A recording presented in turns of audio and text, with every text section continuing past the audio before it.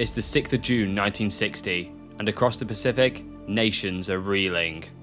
Just 2 weeks earlier, on May 21st, the Earth began to stir beneath Chile, culminating in an almighty crescendo. On May 22nd, the Valdivia earthquake strikes. With a magnitude of 9.5 to 9.6, it's the largest earthquake in recorded history, and it lasts a torturous 10 minutes. The planet itself feels the impact. The earthquake tilts Earth's axis by 3 inches, making our days just a little bit shorter. But the quake was just the beginning. Massive tsunamis followed, not only devastating Chile, but New Zealand, Australia, Japan, the Philippines, Hawaii, and even the Aleutian Islands over 8,000 miles away in Alaska. Cities are destroyed, thousands dead, millions homeless. And amidst the chaos, the upcoming World Cup is in severe jeopardy. June 10th, 1956, a landmark day in football history. We're in Lisbon, Portugal, where FIFA is about to decide who will host the 7th edition of the World Cup. 3 nations have been in the running: West Germany, Argentina, Chile. However, West Germany's decision to enter causes great controversy, as the 2 previous World Cups have been held in Europe. South American nations claim that they will boycott 1962 if West Germany win, so by the request of FIFA, they pull out and focus on a bid to host in 1966. Argentina are the clear favourites. They are a footballing powerhouse. They have ready-to-go stadiums, an underground rail network, and plenty of hotels for the thousands of travelling fans. It's an obvious choice. Argentina's representative Raúl Colombo ended his final 1-hour speech proclaiming, "We can start the World Cup tomorrow. We have it all." Chile, on the other hand, were almost the exact opposite. Outside of finishing as runners-up in the 2 recent South American Championships, their impact on the footballing world hadn't reached much further than 2 group stage exits in the 1930 and 1950 World Cups. Fortunately for Chile, they have one huge asset: 32-year-old president of CONMEBOL and the heart behind Chile's bid, Carlos Ditborn. His speech is nowhere near as long, nor does he claim that Chile are anywhere near ready. In fact, it's a complete contrast. He mentions how Chile are institutionally and politically stable, how they tolerate different beliefs and races, but he also invokes Article 2 of the FIFA statutes, in which the governing body's function was to use the World Cup to promote football in less developed areas. The speech works. Chile win and work starts right away. But, as we saw earlier, Mother Nature had different plans.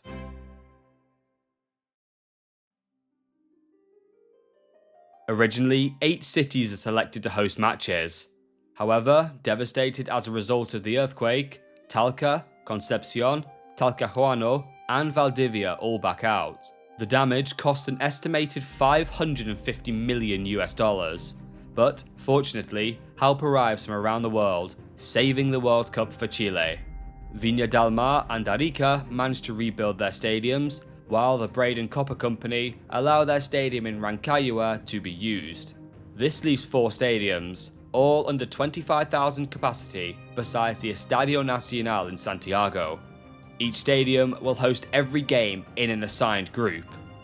Through it all, one phrase echoes, allegedly spoken by Ditborn at the close of his speech: "Because we have nothing, we will do everything."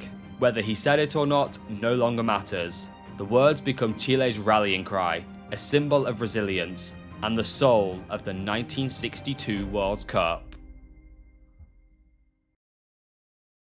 After the relatively calm qualifiers in 1958, the 1962 qualifiers brought back the chaos and controversy we had come to expect.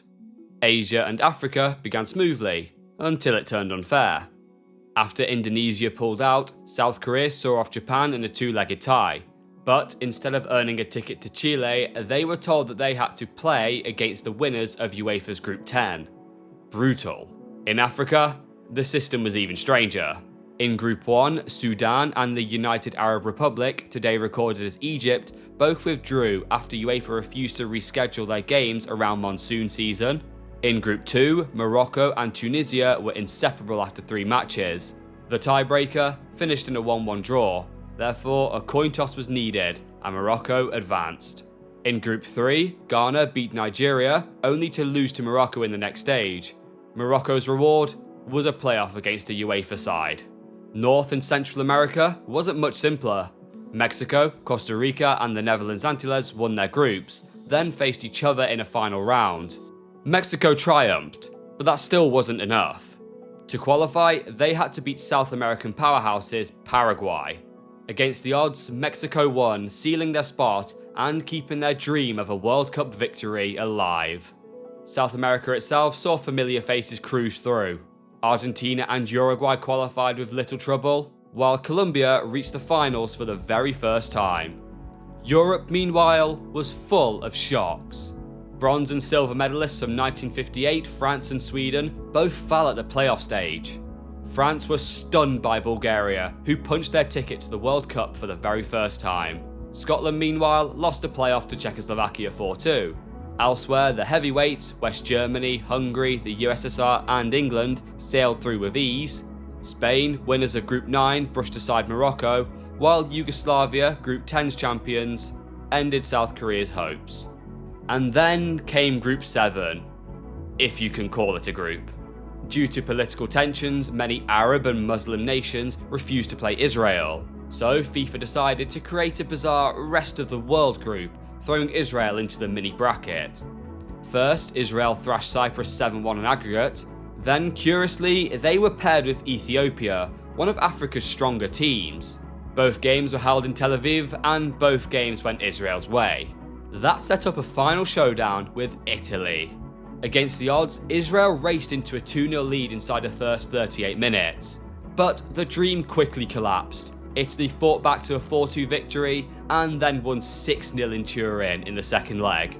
A qualifying campaign with playoffs, politics, coin tosses and collapses had reached its end. The draw took place in Santiago on the 18th of January 1962, and for the first time, goal average would be used in the groups. Not ideal considering it promotes defensive play. Once again, there were 4 groups of 4 with the top 2 nations going through. Brazil, England, Italy and Uruguay were the seeded nations, meaning they could not be in the same group. The 16 teams were separated into 4 different pots. Pot 1 was South America, Pot 2 was Europe 1, Pot 3 was Europe 2, and Pot 4 was the unranked outsiders. Yeah, I have no idea. Also, the decision to have these pots wasn't made until the day of the draw. Even FIFA president Stanley Rouse, who flew out to Santiago early in the week, had hoped the draw would be a complete free-for-all. But the Chilean organising committee had different ideas. The reason behind it was seemingly to do with Chile's need to do very well. It meant they'd miss out on playing against the mighty Brazil, an almost guaranteed loss. Because the committee had a goal of hitting around £2 million on gate receipts, if South American sides were to be knocked out early, the chances of them hitting that goal would be severely hampered. Obviously, the decision riled up the English, but hey, what's new?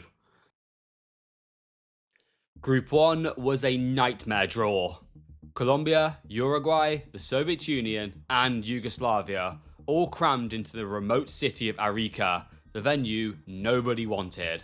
Even the stadium carried a heavy shadow, named after Carlos Ditborn, the tournament organiser, who tragically died just months before, aged 38. For Colombia, it was a baptism of fire. Making their World Cup debut under Argentine legend Adolfo Pedernera, they tried to play bold, attacking football in the Brazilian-inspired 4-2-4. The problem? They simply weren't good enough to pull it off, especially in a group like this. The Soviets, on the other hand, arrived as European champions. Managed by Gavril Kashilin, but heavily influenced by the tactical innovator Viktor Maslov, they had begun reshaping football itself. Maslov tweaked Brazil's 4-2-4 into something new, something revolutionary. Maslov dropped his wingers deeper, forming what we now know as the 4-4-2. The result was a system built on discipline, fitness, and high pressing, a hallmark of the USSR's scientific approach to the sport. With an average age of just 25, they were young, fast, and brutal to play against. Coming into the tournament, the USSR showed just how good they were. 11 wins from their last 13, including a 5-0 thrashing of Uruguay. For many, the Soviets were the favourites. Uruguay, by contrast, were a shadow of their former selves. But this was Uruguay at a World Cup, and as the saying goes, football is a simple game. 22 men chase the ball for 90 minutes, and at the end, the Uruguayans always win. At least I think that's how it goes. And win they did, beating Colombia 2-1 in the opening game. The very next day, the Soviets flexed their muscles by beating Yugoslavia 2-0. But the match left scars. Eduard Dubinsky suffered a horrific broken leg after a brutal tackle by Mohamed Mujic. Yugoslavia immediately sent Mujic home, never to play for his country again. For Dubinsky, the injury effectively ended his career. He returned briefly, but years later, complications led to cancer, then the amputation of his leg, before his tragic death at just 34. When Yugoslavia met Uruguay 2 days later, tempers exploded again.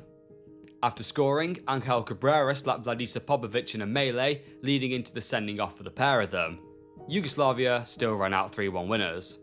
Then came the game of the tournament, Soviet Union versus Colombia. On paper, it was a complete mismatch, and for the majority of the game, it was going just as everyone had expected. By the 56th minute, Viktor Ponadalnik had put the Soviets 4-1 up. Game over.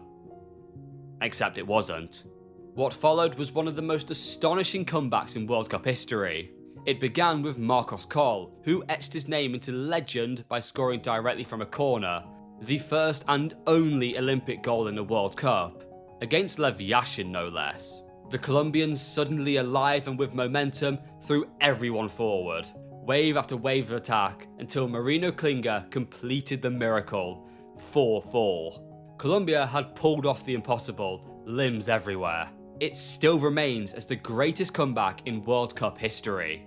For the Soviets, it was embarrassing, but it didn't mean too much.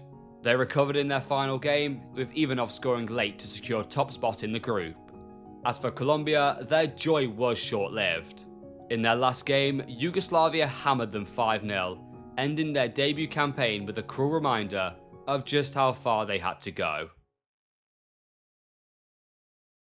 Group 2 landed in Santiago's brand new Estadio Nacional, and for Chile, it was brutal.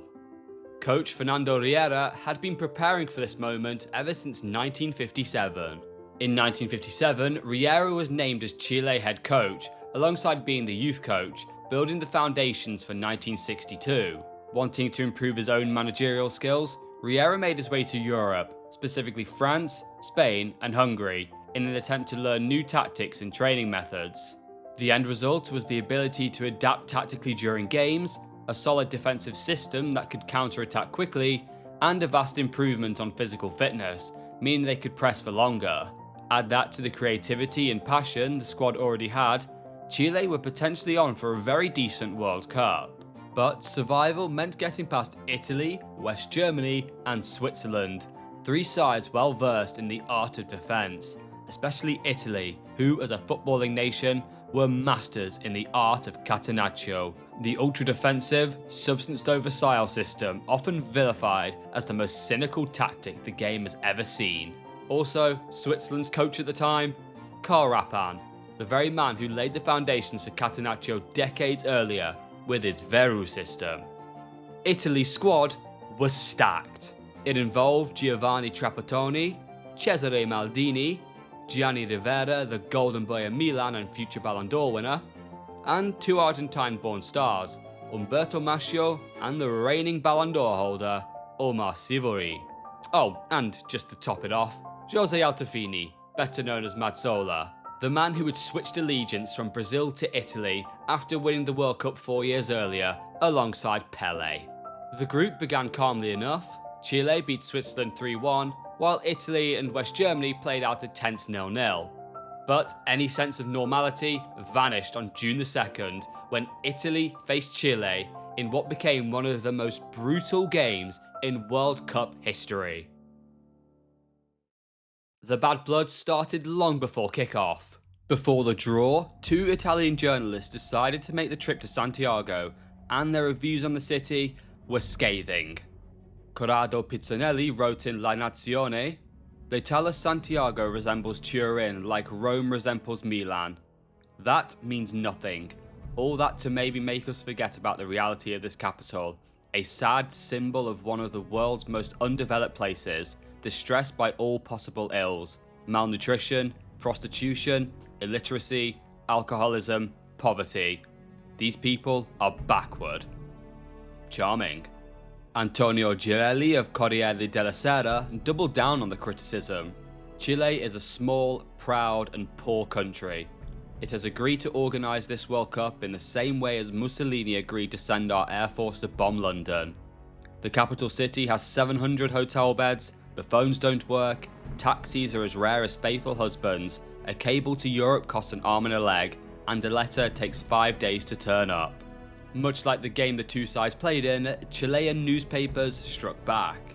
They described Italians as mafiosos, fascists, and, because of Inter Milan's recent doping scandal, drug addicts. By the time the two sides walked onto the pitch, the atmosphere was nuclear. By full time, we had seen 2 Italian players sent off, with police having to intervene, right hooks, left hooks, kicks, probably the worst foul in World Cup history by Mario David, and in Umberto Mascio's case, a broken nose, thanks to a retaliation strike by Lionel Sanchez. When Aston blew for full time, he didn't even try to restore order. He just walked straight off the pitch, letting the players fight amongst themselves. And yet, in between the chaos, football occasionally did play out. Jaime Ramirez scored with a header, and Jorge Toro unleashed a thunderbolt. Chile won 2-0, but the result almost felt secondary. Good evening. The game you're about to see is the most stupid, appalling, disgusting and disgraceful exhibition of football possibly in the history of the game. Chile versus Italy. This is the first time the two countries have met. We hope it will be the last.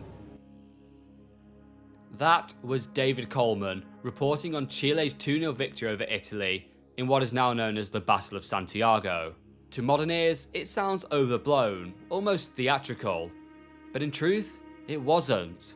You see, football in 1962 was at the beginning of a new revolution. We were entering the era of anti-football. The attacking flair of the 1950s was fading, replaced by something harder and darker. With the rise of Catenaccio and pressing in its infancy, the game was becoming more defensive and aggressive. South American nations, used to artistry and rhythm, suddenly found themselves colliding with a new brand of cynical, physical football. And as we've already heard, the Battle of Santiago wasn't the first example of this. Just days into the tournament, broken bones, red cards and on-field brawls were already making headlines.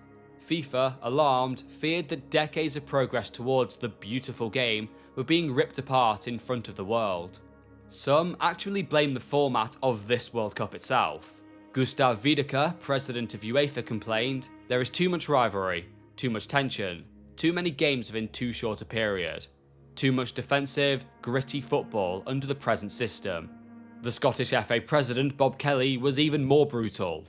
"The standard of the World Cup play has slumped into a farcical level. I saw world-class players in Chile who just didn't want to be tackled, and I don't blame them." FIFA panicked. After the second round of group games, they called an emergency peace conference, summoning delegates from every nation. Not every delegate was present, but the message was clear: cut out the violence or face punishment. The day before the infamous Battle of Santiago, West Germany had edged Switzerland 2-1, putting Chile top of Group 2. For Italy to scrape through, they needed Chile to beat West Germany, and for themselves to hammer Switzerland. Unfortunately for the Azzurri, this didn't happen. West Germany beat Chile 2-0 in a surprisingly tame contest. However, both sides had agreed before kickoff to avoid any robust play. Italy still did their part by hammering Switzerland 3-0, but as I said, it was too little too late, and once again, the Azzurri had been embarrassed on the world stage. The games in Group 3 were being played inside the Estadio Sausalito in Viña del Mar. In the group were Mexico, Czechoslovakia, Spain, and the reigning world champions, Os Seleção, Brazil. No less than 7 of the Brazilian side came from Santos, a team so dominant they won 4 trophies in 1962 alone. With an average age of 27, Brazil had the perfect balance, veterans such as Gigi, Nilton and Djalma Santos, plus prime stars such as Vava, Mario Zagallo, Zito, Garrincha and Pepe, all winners 4 years earlier. But of course, what would Brazil be without an insane talent pool? Of course, you had the 21-year-old Pelé, who many would argue was playing the best football he'd ever play heading into the World Cup. There were also very capable backups. 22-year-old Amarildo was a lethal goalscorer, ready to pounce at any opportunity. Meanwhile, Jair, at 21 years of age, was a more than capable deputy for Garrincha. In fact, after this World Cup, he'd be poached by Italian giants Internazionale, where he'd have a wildly successful career. But when the 1958 squad had a red-hot teenage goal-scoring sensation from Santos in Pelé, the 1962 squad also had a red-hot teenage goal-scoring sensation from Santos in Antonio Wilson Vieira Honorio, better known as Coutinho. Coutinho was only 18 at the start of this World Cup, but was already 4 years into his professional career and was currently in the midst of a 65-goal year for his club side. But just like Pelé in 1958, Coutinho's fitness was a concern after picking up an injury in the final friendly. Ever the superstitious group of people, the Brazilians also prepared for this World Cup much in the same way they did in 58, to the point where they got the same pilot from 1958, Captain Bugner, to fly them into Santiago. The backroom staff was also practically the same, but this time they had a different manager. Due to illness, Vicente Feola was out, Aimore Moreira was in, back for his second stint. Unsurprisingly, with such an insane talent pool, Brazil were the team to beat. But they weren't the only side with incredible talent. Anchored by Real Madrid and Barcelona players, the Spanish squad featured Luis del Sol, Jose Santamaria, Paco Gento, and the 1960 Ballon d'Or winner, Luis Suarez of Inter. Yet, the 2 biggest names in the side weren't of Spanish origin. They were the Real Madrid legends, Ferenc Puskás and Alfredo Di Stefano. After the Hungarian Revolution of 1956, the galloping major Ferenc Puskás was banned from football for 2 years. Incredibly though, despite being Ferenc Bloody Puskás, most sides didn't want to take a punt on the overweight 31-year-old icon. After the Munich air disaster, Puskás allegedly offered his services to Manchester United for the remainder of the season, but neither FIFA nor the FA allowed it, as he was still banned for defecting Hungary. A few months later, on the 11th of May, he agreed to join the European champions, Real Madrid. From that point up to the 1962 World Cup, Puskás had scored 156 goals in 151 games, won 2 Pichichi trophies, won 2 La Ligas and 2 European Cups, scoring a hat-trick in one of the finals and 4 in the other. He is still the only player to achieve the latter. To many, even at 35 years of age, Puskás was still the best player in Europe. However, I'm sure his strike partner for Real Madrid and Spain, Alfredo Di Stefano, would have something to say about that. Also 35 years of age by the time this World Cup rolled around, arguably the greatest footballer of all time by this point, he had yet to be involved in a World Cup. But you see, his story was unlike anyone else's. He played a huge role in Argentina's ridiculously dominant South American Championship victory in 1947, scoring 6 in as many games. However, those 6 goals in 6 games turned out to not only be his first for La Albiceleste, but also his last. After multiple strikes had been called by the Argentine Players Union in 1948, football in the nation had come to a complete standstill, and a bunch of players went to play their football in a new league in Colombia. But this wasn't any normal league. This was the brand new El Dorado League, a league with 0 affiliation to FIFA, meaning they were able to play by their own rules. So how did the biggest league in a country just show up with 0 affiliation to football's biggest organisation? On the 9th of April 1948 in Bogota, Colombia, Liberal Party leader Jorge Gaitan left his office to head for a meeting with a young, enthusiastic Cuban lawyer called Fidel Castro. He never made it. 26-year-old Juan Roa Sierra walked up to Gaitan and shot him 4 times, killing him, and the ramifications were huge. Over the next decade, a civil war known as La Violencia ravaged Colombia, culminating in around 300,000 deaths.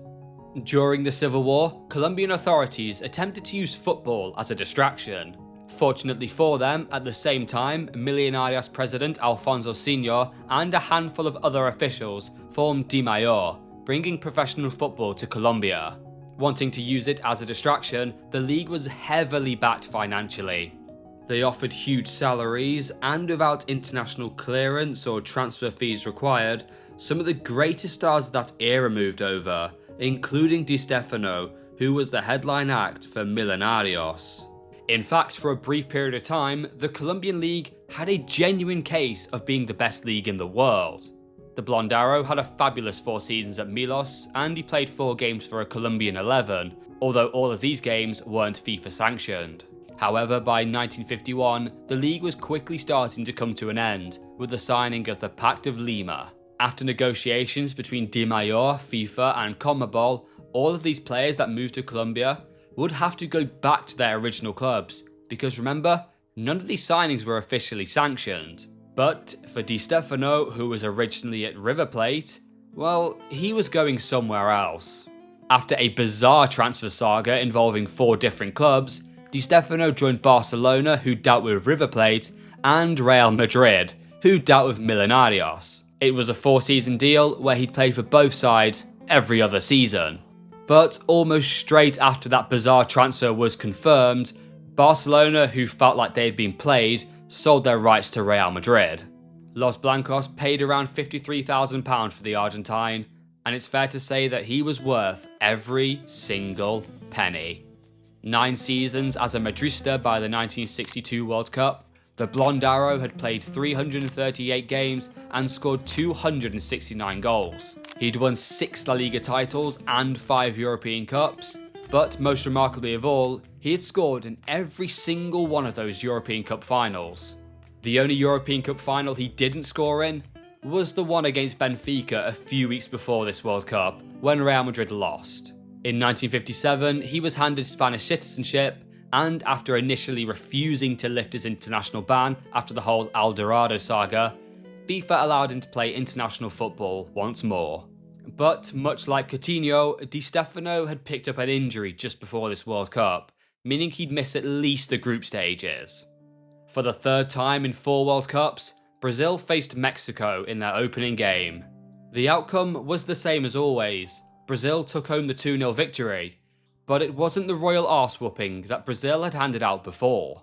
The goals came from Zagallo, who had once again took Pepe's spot due to injury, and Pelé, who with pure determination forced the ball into the goal past Antonio Carvajal. Carvajal himself made history at this World Cup by becoming the first player ever to play in 4 separate World Cup tournaments.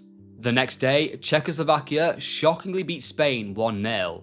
With their next game being against Brazil, it'd be reasonable to suggest that Czechoslovakia wouldn't be able to celebrate for too long. However, it was a terrible game that ended 0-0, but it was a game with huge consequences. 25 minutes in, Pelé's left-footed strike was saved onto the post, but there was no follow-up or anything from Pelé, as he could barely move. After being worked on by Mario Almerico, Pelé came back on, but it didn't make a difference. He could still barely move. In a sign of fair play, the Czechs refused to apply any pressure to Pelé whenever he had the ball. But as great a gesture as this was, it made no difference. Pelé had torn his thigh muscle, and despite having great faith in the doctors and his own body, the best player in the world was out until at least the semi-final. Thanks to a last-minute goal the very next day, Spain beat Mexico, leaving an intriguing final match day. Mexico were out, but neither of the 3 sides above them had guaranteed qualification to the knockouts. With Pelé out, Brazil had its replacement already lined up in Botafogo's Amarildo. His World Cup debut could not have gone much better. 1-0 to Spain with 18 minutes remaining, the possessed one scored twice, securing qualification for Brazil. It also meant that second place at least was guaranteed for Czechoslovakia, who played Mexico the next day. Although somewhat of a dead rubber, this game became historic. 15 seconds in, Václav Masek scored the fastest goal in World Cup history at the time, but this really wasn't the talking point. After 13 games, 12 losses, 1 draw, 5 World Cups in 5 different nations, Mexico finally won a game of football at the FIFA World Cup, as they scored 3 goals without reply.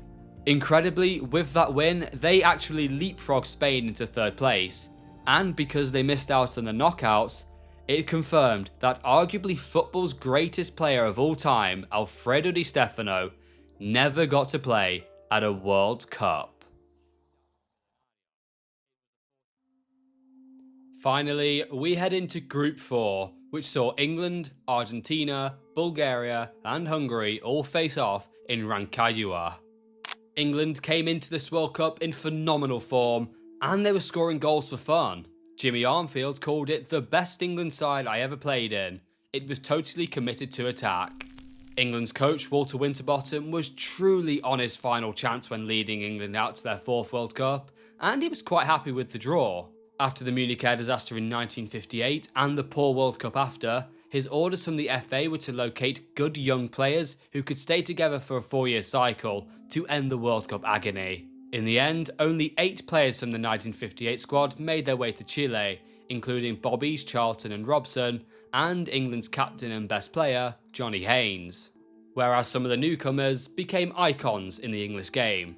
These names include Roger Hunt, Ray Wilson, Jimmy Armfield, England's only foreign-based player, Internazionale's Jerry Hitchens, and finally, England's goalscorer supreme, the great Jimmy Greaves. From a young age, goal scoring came natural to Greaves. At youth level, he scored 122 goals in the 1956-57 season for Chelsea, so it was no surprise that at the start of the 57-58 season, manager Ted Drake gave a professional contract to the then 17-year-old. Greaves scored an impressive 22 goals in his first season, and although it wasn't enough to see him secure a spot for the 1958 World Cup squad, he made sure he scored enough to make the 1962 squad. In the 58-59, 59-60 and 60-61 seasons, Greaves scored 110 goals in 132 games, winning the First Division Golden Boot twice. The phenomenal number of goals made Greaves a wanted man abroad, and with there being a £20 per week maximum wage in England, he wasn't going to be hard to convince. In the summer of 1961, his transfer was announced. After confirming the deal in secret in February, Jimmy Greaves signed for 7-time Italian champions AC Milan, joining Dennis Law, Joe Baxter and John Charles as British players in the Italian top flight. The man in charge of Milan was the recently appointed Nerio Rocco, and neither he or Greaves ever saw eye to eye. Rocco was a strict disciplinarian, keen on stopping his players from smoking and drinking. "He made my life hell," said Greaves. With the pressure of being Milan's new forward, Greaves really could have done with a cigarette from time to time, and to be fair, he did sneak 1 or 2 in every now and then. The degree of professionalism at San Siro came as a complete culture shock. At Chelsea, Greaves would train behind a dog track, whereas Milan had a state-of-the-art training complex preparing players to play inside the overwhelming San Siro. Tactically, things were also a nightmare. The Englishman was an out-and-out centre-forward, but for Milan, playing alongside Jose Altafini, he often pushed out wide or was forced to drop deep, playing counter-attacking football in Rocco's infamous Catenaccio. By November, he had already scored 9 goals in 13 games, including 1 in the derby, but when Milan signed Brazilian Dino Sani, it was clear that Greaves wasn't wanted by Rocco. Fortunately, one day in November, a surprise guest entered his Milan house: Tottenham Hotspur manager Bill Nicholson. Spurs had just come off the back of a League and FA Cup double, but Chelsea were also looking for Greaves to return there. To decide who'd get Greaves, Nicholson and Chelsea's secretary John Battersby sent in a final offer in an envelope to Milan, and the highest bidder won. That highest bidder was Tottenham Hotspur, who signed Greaves for £99,999, as Nicholson didn't want Greaves to have the pressure of being Britain's first £100,000 player.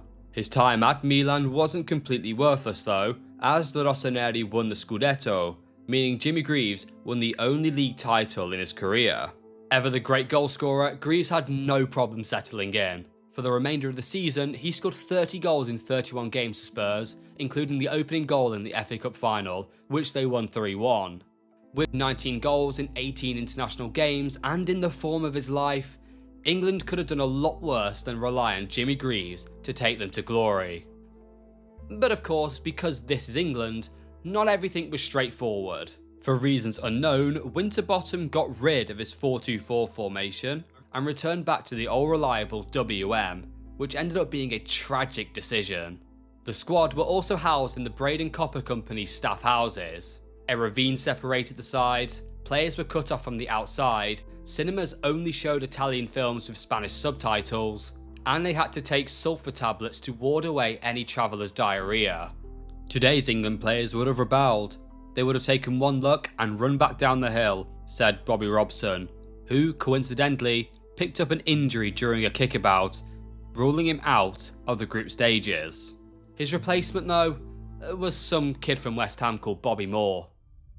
Mentally and tactically, Argentina were far more cautious than England heading into the tournament, especially after the disaster that was the 1958 World Cup, a tournament that the Argentines just thought they were going to win. In charge was Juan Carlos Lorenzo, a talented midfielder who played for Boca Juniors and many sides in Europe before ending his career at Mallorca in 1958, who he managed to back-to-back promotions in his first 2 seasons in charge. A season at San Lorenzo followed, and by 1962, he was appointed Argentina coach. Influenced by Helenio Herrera, the AFA felt like his cautious approach was the way to go for this World Cup. Despite not picking Antonio Ratin his best player, because it rained, yeah, I'm serious, Lorenzo picked a very physical side, and, to no one's surprise, the game was remarkably dull. Argentina took a 1-0 lead thanks to Hector Facundo inside the 4th minute, and then proceeded to kick the living daylights out of the Bulgarians, as they were seemingly happy with the 1-0 victory. If you were unconvinced whether anti-football was truly making its way into the sport, well, this game would convince any cynic. A triumph like this leaves a bitter taste, wrote El Gráfico. Meanwhile, the Times claimed that Argentina disregarded the true spirit of the game to win at all costs. The next day, England took on Hungary. The English press mentioned how dangerous Hungary would be, with Lajos Tichy and Florian Albert leading the line, and they weren't wrong to be worried. A goal each by the 2 goal machines meant Hungary continued their wonderful run over England in a 2-1 victory. England's only goal came from a Ron Flowers penalty past captain Gyula Grosics, the only survivor from the 1954 magical Magyar squad. If England were to have any chance of going through, a victory over Argentina was required.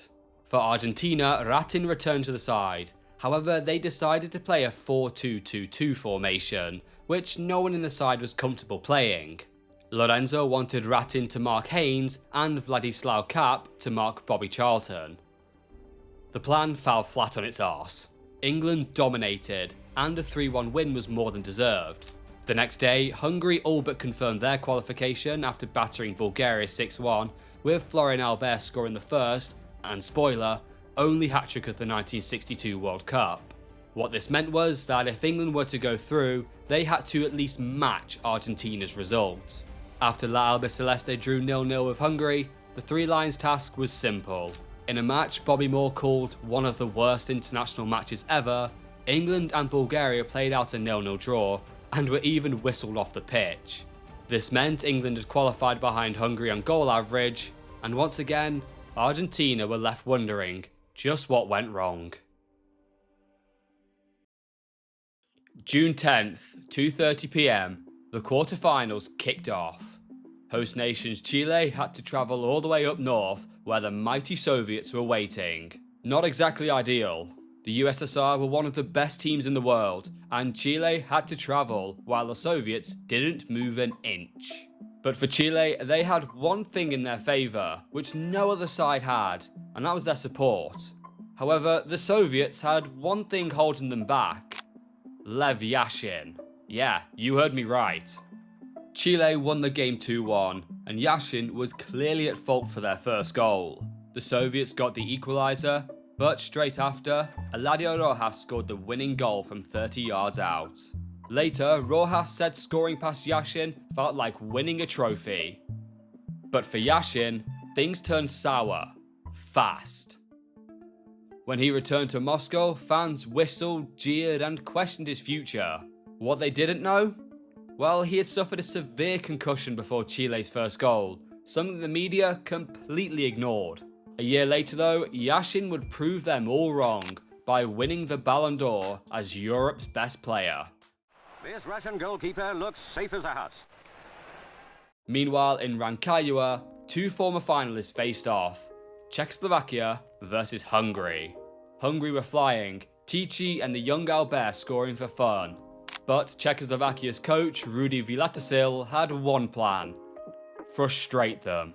And it worked. Josef Masopust set up Adolf Scherer for an early goal, and goalkeeper William Schroef had the game of his life. Hungary could not find a way past him, and when the final whistle blew, the Czech players lifted Schroef on their shoulders as their unlikely hero in a 1-0 victory. Then came Santiago, Yugoslavia versus West Germany, meeting for the third time in a row at a World Cup quarter-final. Germany had won the last two, but this time it was different. Despite a lone Uwe Seeler onslaught, Yugoslavia struck in the 85th minute through Petar Radakovic, and that was all that was required. And finally, the standout game of the quarters, England versus Brazil. Inside the stunning Estadio Sausalito, the Times declared, "Aging Brazil, not unbeatable." They actually do this every time, but before most had even touched the ball, chaos, as a stray dog ran onto the pitch. It made its way past Garrincha and Bobby Charlton until Jimmy Greaves got down on all fours, caught it, and when handing it back to the authorities, the dog peed on his shirt. Meaning by dog law, Greaves was now that dog's property. Anyway, this game was electric, but when both sides were struggling to find someone to take the game by the scruff of the neck and take their chance, Brazil's tricky winger Garrincha ended up being the man who'd take up that task. But just who was this bow-legged, uneducated winger that was about to produce one of the most incredible spells of performances in a World Cup so far? Manuel Francisco dos Santos was a vastly different figure to Pelé. Unlike Pelé, Garrincha didn't care about fame or money. He was uneducated, carefree, and didn't really care about football. In fact, he didn't even listen to the 1950 World Cup game against Uruguay, as he was out fishing, and he couldn't understand why everyone was so upset over the result. Yet, despite not caring about football, he decided to pursue a career in it. With his left leg being 2 inches shorter than his right, nobody could quite believe Garrincha had the ability to play. But finally, when he was 19, Botafogo gave him his shot. In fact, he was only given the chance after the club's right back, Arati Viana, saw him when refereeing a game and raved about his ability. After impressing in the youth team, he was put in a match against Nilton Santos of the 58 and 62 squad. Once the match was over, Santos begged the club to sign Garrincha. Despite being one of the nation's best players, the limelight naturally always stuck with Pelé, which both were happy with. However, with Pelé now injured and the love of his life, Brazilian singer Elsa Soares in town, Garrincha played like a man possessed. Against England, he tormented Ray Wilson, and he even got the game's opening goal after scoring from a header from a Zagallo corner. Jerry Hitchens equalised before half-time, but in the second half, Garrincha played like he was from a different planet. And not long after, he played a key role in Brazil taking the lead, when his powerful free kick was too hot for Ron Springett to handle, as Vava scored the rebound. England looked for the equaliser, but were undone by more Garrincha magic, when just before the hour mark, he curled one into the top corner from outside of the box, giving Springett no chance. In a World Cup known for its poor quality, it was a rare moment of inspirational brilliance. "English soccer will never forget him," wrote the Daily Herald on Garrincha. And they weren't wrong. June 13th. We're now down to the final four. First up, Czechoslovakia versus Yugoslavia in Viña del Mar. Yugoslavia came flying out of the blocks, but Czechoslovakia somehow managed to weather the storm. Then they flipped the game on its head. Josef Kadraba and Adolf Scherer each scoring to seal a 3-1 win. Hero of their Spain triumph, Josef Strabani wrote in his diary, "It's fantastic. Our play isn't beautiful, but luck is always on our side. The others miss big chances and we score from nowhere. Nobody knows how." For that game, only 5,890 fans showed up, the smallest crowd ever for a World Cup semi-final. But there was a good reason for that. At the same time, in Santiago, Chile faced Brazil. From the first whistle, it was rough.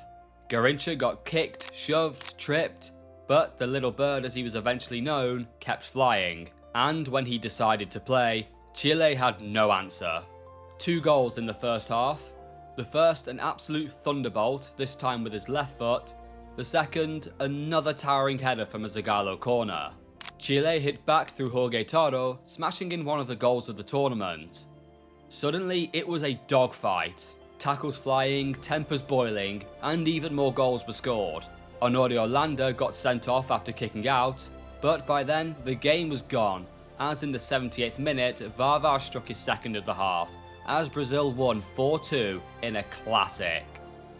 Despite losing, Chile's story wasn't quite over yet. The host beat Yugoslavia 1-0 in the third place playoff, with Eladio Rojas scoring in the final minute, confirming their best ever finish at a World Cup. So, about that semi-final. Remember Honorio Landa's red card? Well, he wasn't the only one sent off that day. Garrincha finally snapped after all the fouls and kicked out at Eladio Rojas, getting sent off. Garrincha was devastated. He told reporters, "Maybe I was wrong, but I'm ready to face what may come." Normally, that would mean missing the final, but this was 1962, and FIFA didn't have mandatory suspensions for players sent off at the World Cup. For example, the players sent off in the Yugoslavia-Uruguay match in Group 1 played the very next game. However, the Italians who saw red in the Battle of Santiago and Honorio Landa from the semi-final were banned for their next match. Notably, those missed games did come after FIFA's crackdown on dirty play, so signs were ominous for Brazil's talisman. Sometimes though, it's not what you know, but who you know. In a fascinating behind-the-scenes maneuver, the Brazilian Football Confederation persuaded Peru's president, Manuel Prade Ugarteche, to intervene personally. He instructed Peru's ambassador to Chile, Manuel Seoane Corrales, to pressure the Peruvian referee who sent Garrincha off, Arturo Yamasaki, into rescinding the decision. Yamasaki had shown the red card only after being advised to do so by the Uruguayan linesman Esteban Marino. However, when it came time for the disciplinary hearing, Marino was nowhere to be found. Incredibly, he had already departed for Montevideo with an unexplained and lengthy detour over in Paris, courtesy of the Brazilian delegation.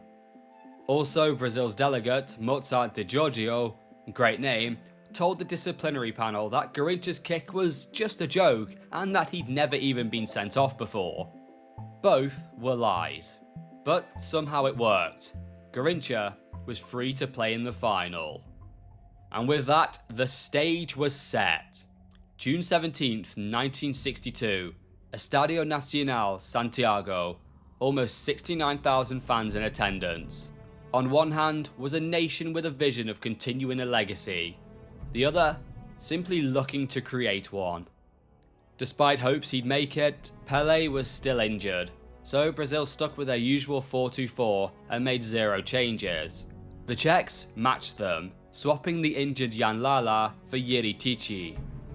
The game began, and surprisingly, the Czechs came out swinging. Tomáš Popičal drove at Brazil's defence, slipped a pass through to Josef Masopust, who made a ghosting run from the midfield, and he coolly prodded it past Gilmar. 1-0 Czechoslovakia. But Brazil didn't panic. They never did. Just 2 minutes later, Amarildo picked up the ball out wide. Running towards the touchline, the cross was seemingly the obvious choice. Earlier in the game, Cruyff had predicted a cross early, and only got away with it when Vava smashed the woodwork. This time, he would not be so lucky. Instead of crossing, Amarildo lifted up his head, saw Schroef off his line and caught him out at the near post. 1-1, game on. The game became cagey, and for a while it was Czechoslovakia who actually created the only great chance. Eventually though, both a piece of majestic brilliance and a moment of madness would eventually separate the sides. 69 minutes in, Zito charged through the midfield, passed to Amarildo who sprinted into the box. Amarildo looked up, faked one past Ticci, dinked it across, and none other than Zito, the man who started the move, met it with a header from 2 yards out. 2-1. But now, for the moment of madness that truly broke the Czech hearts. Only 9 minutes later, Jalma Santos, who had gotten away with a clear handball inside his own box, hoofed the ball into the area. A routine catch for Schroef, the man already voted as the goalkeeper of the tournament. Except, he dropped it. The ball slipped right through his hands and landed at Vava's feet. Tap in, goal, 3-1, game over. The goal put the game beyond all reasonable doubt, and Vava became the first player to score in 2 separate World Cup finals. When the final whistle blew, Brazil were world champions once more, joining Italy and Uruguay as 2-time winners, and they had done it without Pelé. The celebrations back home were wild. Streets flooded with people and fireworks went off. The whole country rejoiced. Garrincha, though, had a more personal victory. Despite underwhelming in the final due to illness, he was the undisputed star of the tournament. And right there in the locker room, amid the chaos and champagne, the love of his life, Brazilian singer Elsa Soares ran in, kissed him, and agreed to marry him. For Garrincha, it was the perfect ending to a perfect World Cup. So that was the 1962 World Cup, a tournament of brilliance, chaos, and unexpected heroes. 32 matches with 89 goals scored. That's just 2.78 goals per game, the lowest average in World Cup history up to that point. Fewer goals were scored, sure, but that doesn't make this World Cup less interesting. Tactical innovations were everywhere. It wasn't always pretty, but it was fascinating. Most teams had learned to frustrate, defend, and win ugly when they had to. The referees though, well, let's just say it wasn't their finest hour. Players got severely hurt, fouls flew, and 6 red cards were handed out, a tournament record. But fair play to FIFA for actually trying to fight the problem. As for the players, 54 scored and 6 finished as top scorers, a record. And the fans? Over 893,000 people witnessed history in Chile. The 1962 World Cup gave us legends. Garrincha, unstoppable, mischievous and unforgettable. Eladio Rojas, Leonel Sanchez, Vava, Zito, each left their mark. And even for heroes like Lev Yashin, who faced adversity, came back much stronger. It also marked a major shift in football itself. The rise of tactics over flair, and the birth of cynical strategic play. This was a tournament that would influence the way the game was played for decades. The 1962 World Cup was a tournament remembered not just for the football, but for the characters, chaos and magic that only football can deliver. Thanks for watching.